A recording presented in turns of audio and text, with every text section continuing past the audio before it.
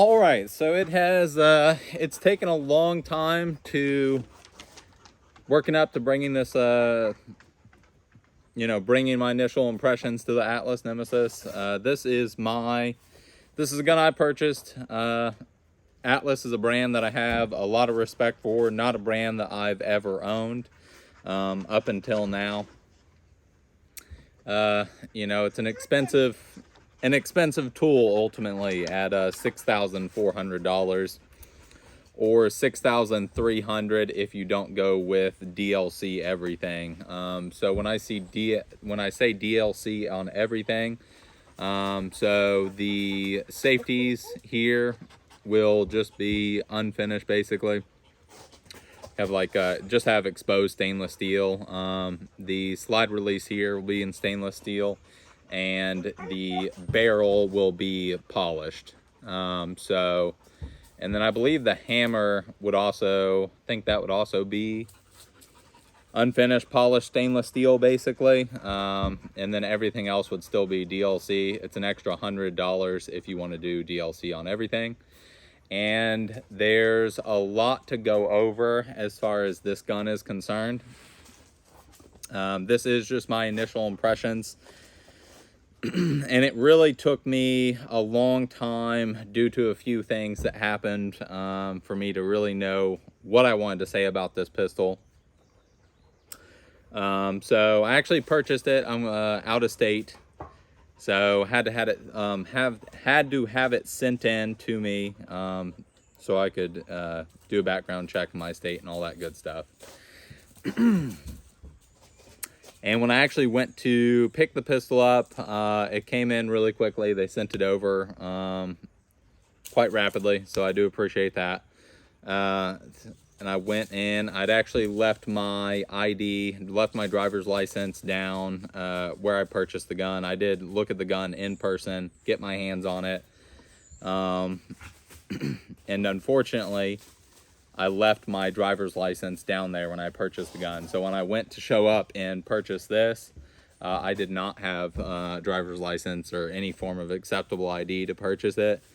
So as you can imagine, that's a disappointing experience. It's a dream pistol for me, and to wait even longer, especially when it's literally sitting, inside a Bud's gun shop, just waiting for me to pick it up, was a little unfortunate. I must admit, it was a painful experience. And then when I finally did, have that ID was sent back up to me. So again, appreciate them sending that back up to me. They didn't charge me anything to send it my way, my ID that is. And they sent it by, they overnighted it, so I didn't have to wait horribly long or anything like that. I think I'm going to backtrack. I'm going to jump to when, so I went down to check out this pistol. There are two pistols from Atlas that I thought were going to be one of the two that I ended up purchasing. It was either going to be this Nemesis or an Atlas Erebus. I did end up going with this. I do definitely still want to pick up an Erebus, and the deciding factors, this one was a little bit more cost effective. And I also I want to compete in limited, essentially, as far as Steel Challenge and USPSA is concerned.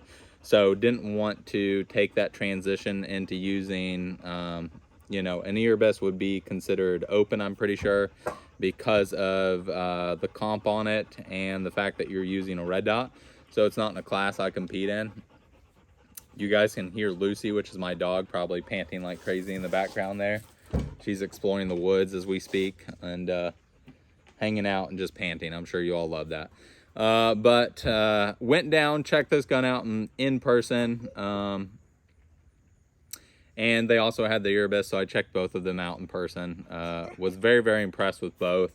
The slide on the Erebus feels even more butter smooth, and there might be, a little bit of difference pistol to pistol. The main difference there is that this runs a 9-pound spring, and then the Erebus is actually going to run a 7-pound spring. So it just feels, butter smooth, like the vast majority of 2011s are. You know, anything from Staccato, Masterpiece arms.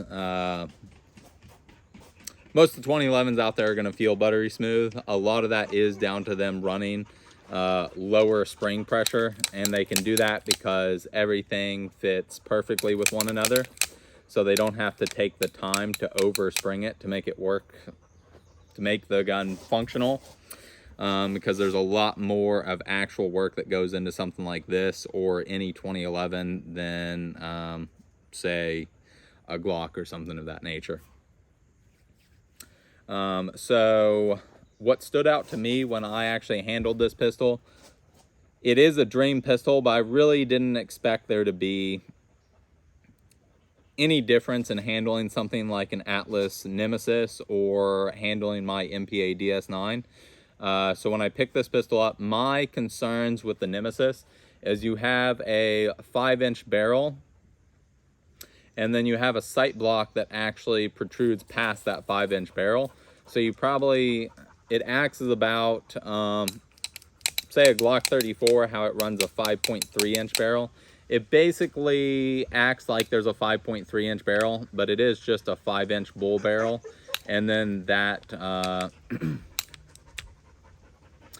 the sight block extends past the barrel itself. So it acts even longer. My concern there is that it just wasn't going to feel good as far as the weight distribution of that pistol, because it is a heavy handgun. It weighs 2.87 pounds or 46 ounces when it's chambered in 9. Now, if you are going to run 40 Smith & Wesson, it is going to be a little bit on the heavier side. The difference is going to be the handle itself. You're going to get aggressive grips versus the moderate that's on when it's in 9mm. And then it's also going to be in stainless steel, just like the frame and slide of the pistol. So you're looking at 54 ounces when you get it in 40, but this one is chambered in 9 and weighs 46 before you factor the magazine and ammo.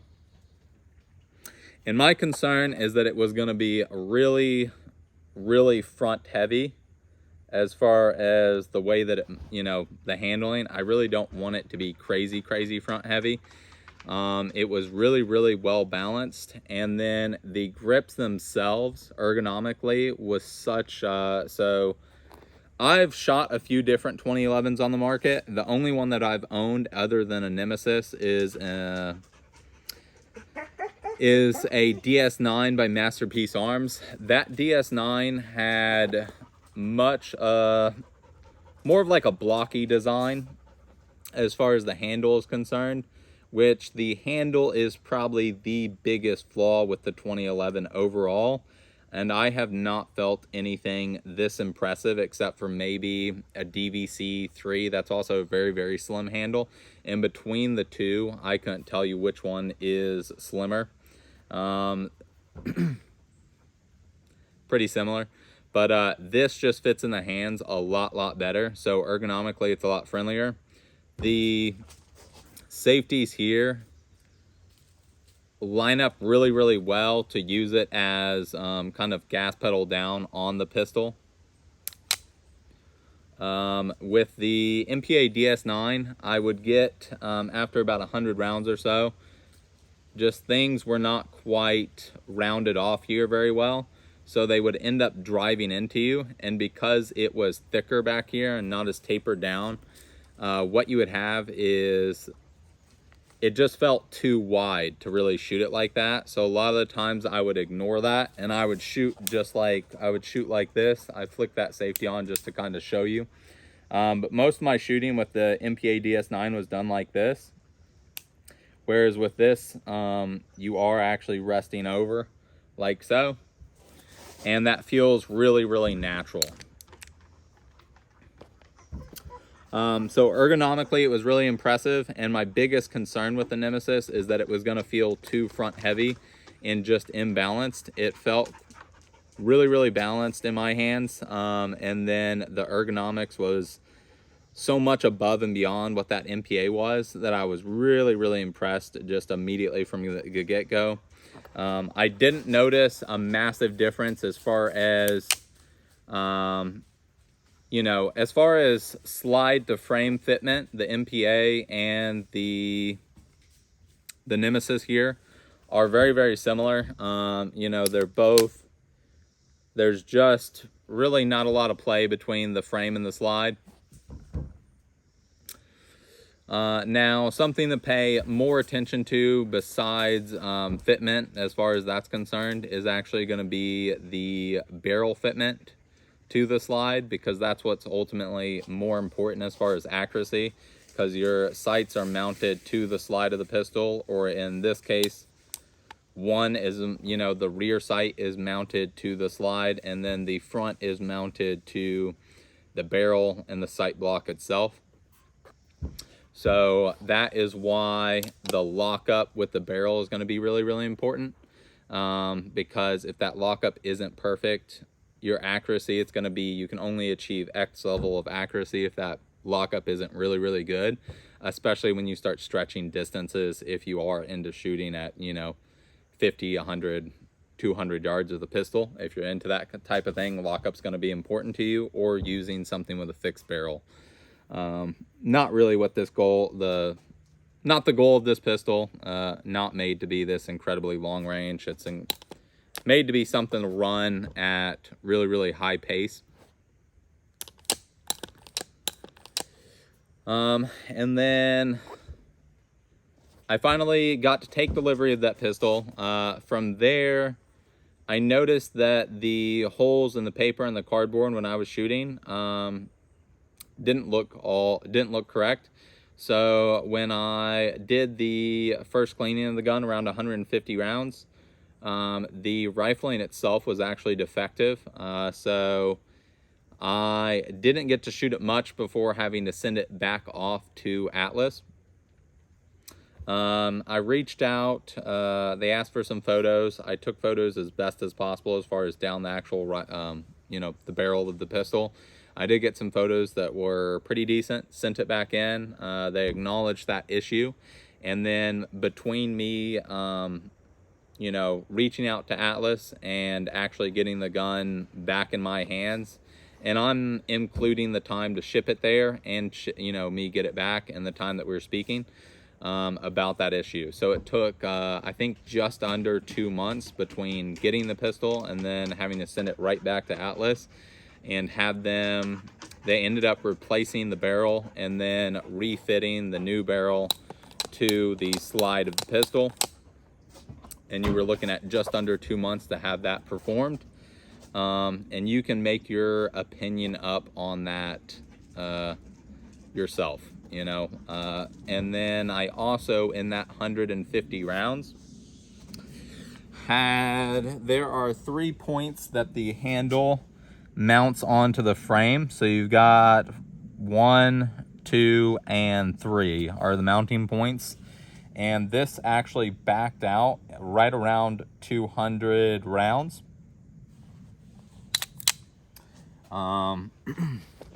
So my initial impressions of the Atlas were, you know, quite impressed. And then actually getting to shoot that gun, were really, really disappointing. I really struggled with accuracy from it right off the bat, and I still actually struggle with accuracy from this pistol. I think a lot of what that is that it is a little bit heavier, and I just don't have the same level of stability that I do in, say, the DS9. The DS9, the groups I could put together with that DS9 were considerably better than this. Whereas I struggle to, at 25 yards, I struggle to do, you know, even when I'm taking my time, I can struggle to actually keep it stabilized enough to get all alpha hit zones at 25 yards. Now, that is really a personal issue, more so than anything against the gun. That's me. But just thought I would bring it up. And then I have run a couple matches, but this is actually, I don't know if the camera will pick that up,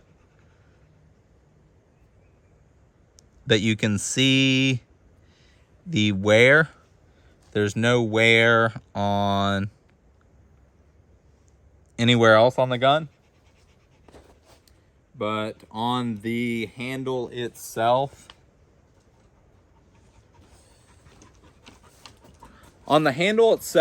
there is some wear and tear, and that is from shooting one USPSA match and doing a couple practice draws, just doing some dry fire, so in and out of holster. And that was using, I forget which model, but it is one of the Ghost holsters. It's the one that locks around the trigger guard. So what happens is that there's a little switch on the inside of it, of that system, and it just pops a ball bearing out, basically, so it locks into the trigger. So that little bit of wear is just from it going on the actual stage where I'm walking around and moving around. It wore that out really, really quickly.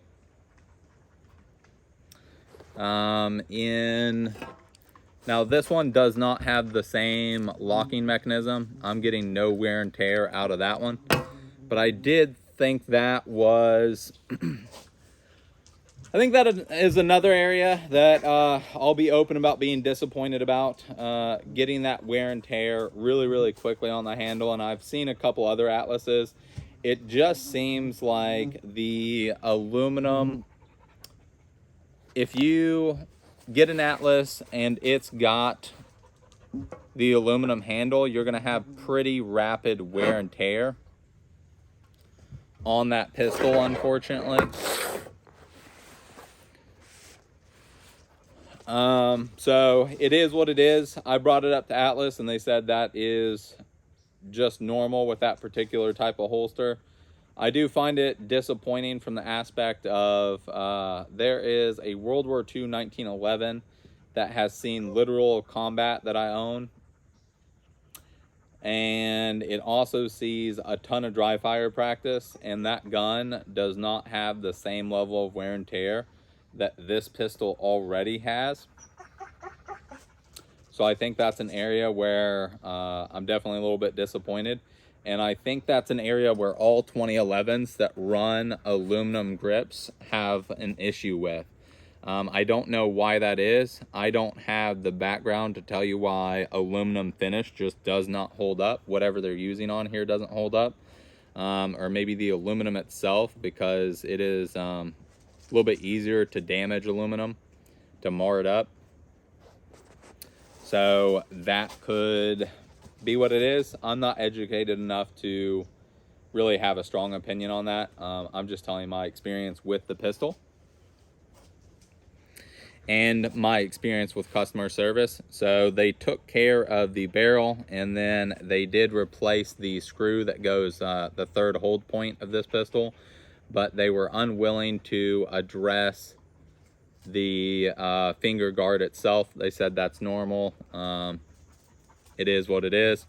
Don't use a locking system like that, I suppose, which is unfortunate. There's a bee on the lens. Give me a second.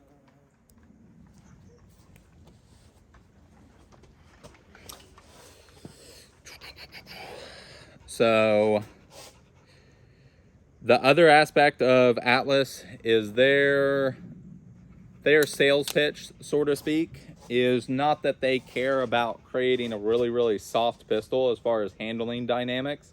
So they don't care if it rides and goes really, really high, as long as it will return to a perfect zero, is kind of the idea behind their marketing. And I will tell you that this is the easiest pistol that I've ever shot as far as doing doubles with. And I do think that's where Atlas really, really shines, or one of the places that Atlas really shines, is that Atlas takes a lot of time to make sure the dynamics of a pistol are what they need to be. So there are a lot of manufacturers like MPA the DS9 that I owned, that can produce the same level of tight tolerances, can produce, you know, really high levels of accuracy. But what they're doing is they're just using a lot of weight, and that's how they're reducing that recoil sensation. Or not really reducing recoil sensation, but they're reducing muzzle rise. Any all steel or all metal pistol is going to have more recoil, felt recoil, than say a plastic pistol, because the plastic will actually have some flex to it, and it's going to absorb that energy a lot better than any type of metal that's on the market. So is what it is. But a lot of guns out there are using that weight to reduce how much muzzle flip you get, but you're actually going to have more felt recoil with a metal pistol versus a hybrid.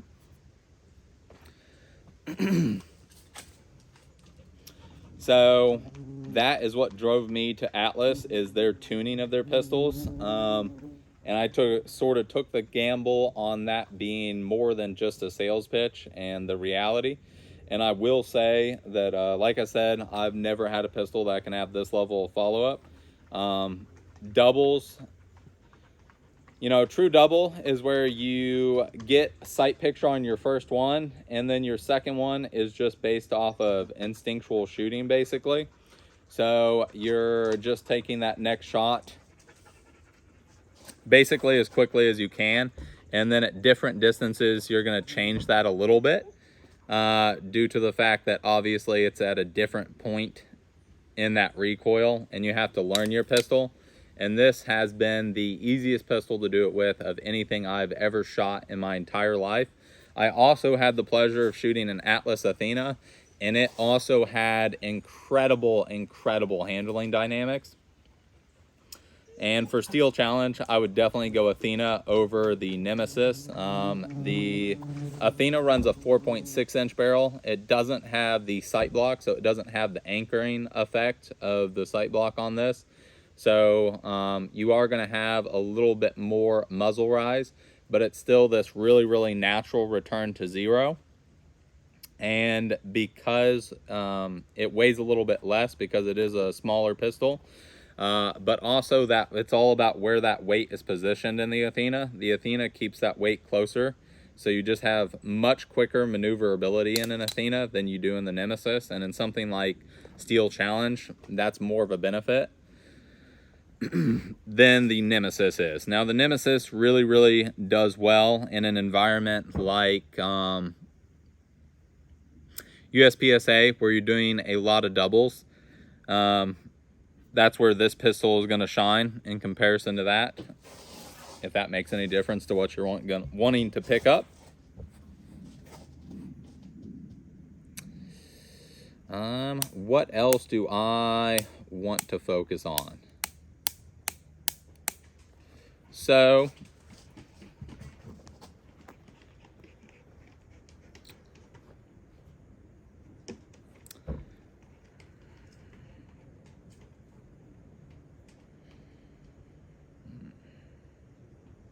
I will say I'm not impressed with a 2-month turnaround time as far as getting that barrel replaced.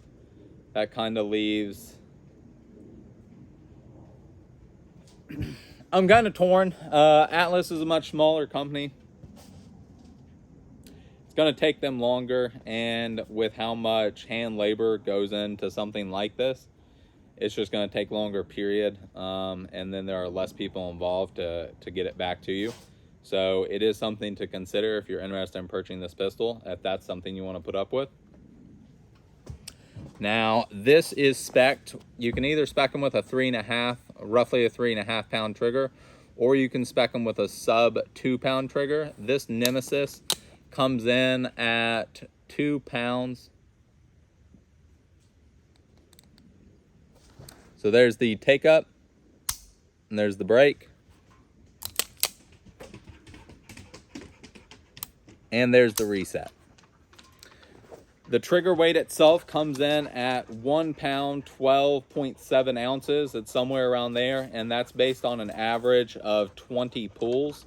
I did ask them to adjust that down. I've shot enough Atlas pistols to know that most of them come in right at 1 pound and 8 ounces. So 4 ounces is a noticeable difference. This is still a really, really phenomenal pistol, and like any 2011 on the market that I've ever experienced, it has short take up, a really distinct wall.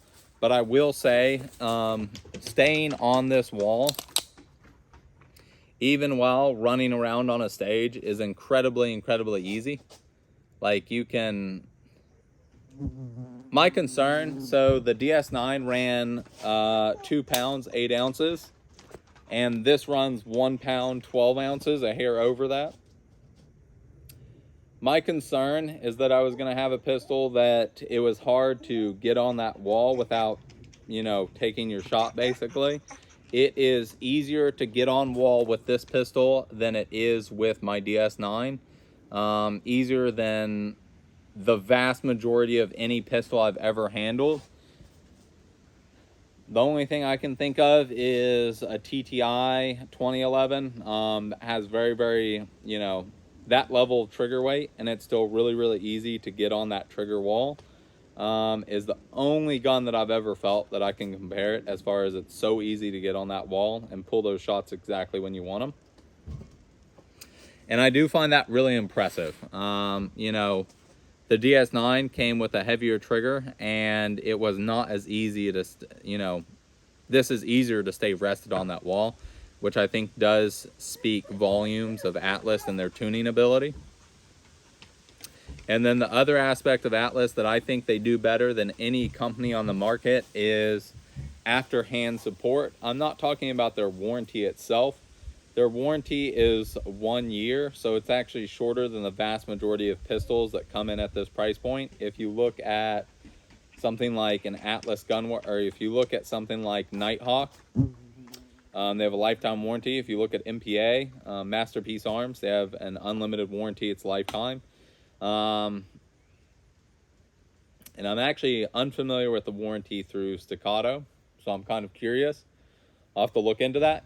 But they have a much more limited warranty. So when I talk about aftermarket support, I'm saying that when you go on their website, they have a variety of different spring weights, all the different sizes for the variety of pistols that they have on offering. And just so much to choose from. And then they also have a service where you can send this in. It's $350. So you can send the pistol back in. That covers 1 day shipping there and back in that $350. And then what they're doing is they're doing a professional clean. So they're literally going to break everything down to its individual part, and they're going to clean everything. So if you're not interested in doing that level of deep cleaning on your pistol, they're going to do that during that process. And then from there, they're going to test and go over all the different springs in your pistol. So they might tune up the trigger itself. They might replace the recoil spring, stuff like that. And they're just going to make sure that your pistol is operating at the highest level that it can be. Now, if there's something beyond springs, as far as something that needs to be replaced, I imagine from there they're going to reach out to you and say, you know, quote you out on fixing whatever issue it is. But I do really, really like that that is something that Atlas offers. And I think $350 is a very fair price for what they're offering, especially when it is including the cost of shipping. I find that to be a really, really good deal, and I hope they continue to offer it. And I really like the aftermarket support as far as having all the different parts that they use for their pistols right there online. There's not crazy margin in those pieces. You can purchase them and plop them inside of your guns, or have spare parts if you have something break while you're at a match. Now I do want to address one thing. People say Atlas is a custom gun shop. They are not custom. You can't reach out to Atlas and have them do anything differently. They operate like Staccato. They have a set model, basically. The only thing that you're choosing is you can customize things that are going to help you as far as performance. So if you have large hands, you can choose a larger trigger shoe. You can choose the color of the trigger shoe. You can choose if you do DLC on the hammer. the ambi safeties and the slide release and the barrel. And you can choose things like what type of magwell you run on the pistol, and you can choose the color of the base pads. So I like the DLC black with the red. It looks like something Darth Vader. If Darth Vader didn't have the Force, he would use an Atlas Nemesis in this exact scheme.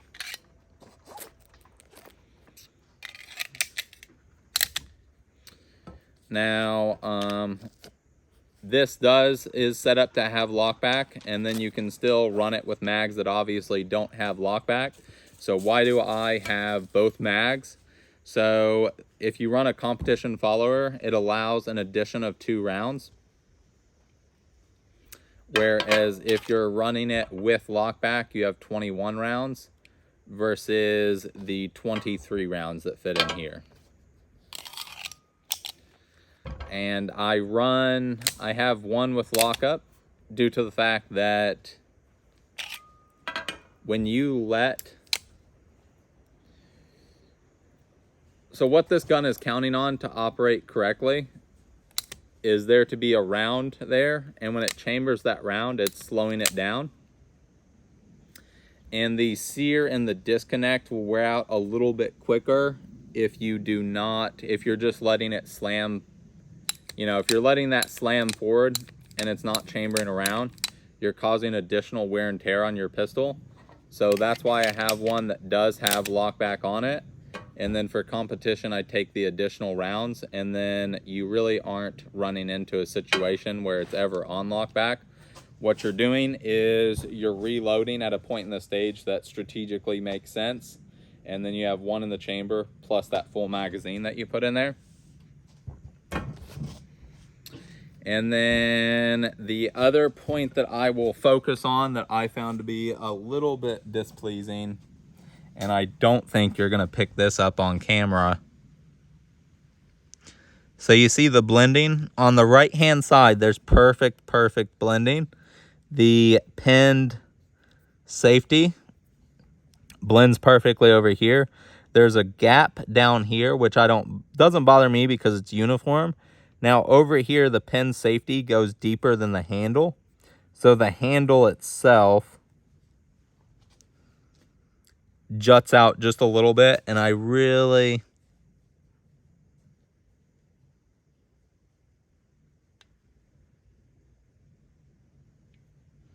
don't think you're gonna pick that up on camera.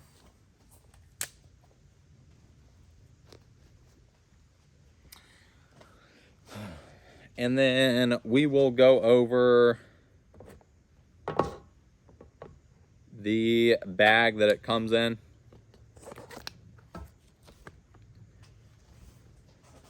So the bag is lined with memory foam, which I quite like. And then the front just says Atlas Gunworks, and then Atlas again up here. And it's just a little Velcro piece up there. I do quite appreciate that, the padding in this. It feels like it's going to protect it quite nicely. I don't like, from a gun that cost $6,400, that it was made in China. I don't know. I feel like you'd want to feel something local to them, something that's a little bit more special. I actually like the looks of the Atlas. I like the piece. I don't like that the mags are externally stored. It's just my personal preference. And then I don't like that it's just something that they pick up for really cheap that's made in China. That kind of bothers me a little bit. And that's just me personally.